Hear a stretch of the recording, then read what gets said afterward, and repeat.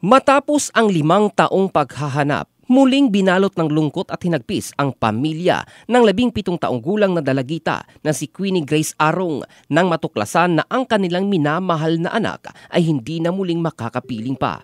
Ito'y dahil natagpo ang kalansay sa isang boarding house sa Tagum City noong nakaraang June 2024 ay sa kanya. Matapos kumpirmahin ng pulisya, kasunod sa nadiskubring mga gamit na ibinaon mula pa rin sa naturang boarding house noong nakaraang araw. Sa ginawang investigasyon ng Tagum City Police Station, lumabas na ang katawan ni Queenie ay isinilid sa isang sako at ibinaon sa likuran ng naturang boarding house.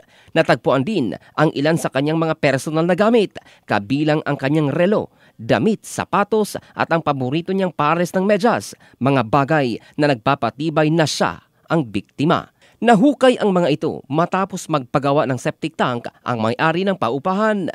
Lalong nanlumo ang pamilya nang lumabas ang posibilidad na maaring hinalay muna ang dalagita bago ito tuluyang pinatay at inilibing. Sa kabila nito, natukoy na ng pulisya ang suspect, isang freelance photographer na di umano'y ginagamit ang propesyon upang makalapit sa mga babaeng target nito. Ang naturang suspect ay positibo namang kinilala ng may-ari ng boarding house dahil sa na-recover na tuwalya na siyang ginagamit nito noong ito'y umuupa pa kasagsagan ng pandemya.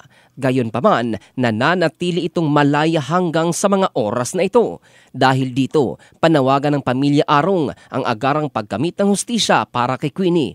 Umaapila sila sa mga otoridad na bilisan ang pagpapalabas ng arrest warrant at papanagutin ang salarin sa karumaldumal na krimen. In the heart of changing lives, ito si Joe Falcandado ng Brigada News Philippines, the Music and News Authority.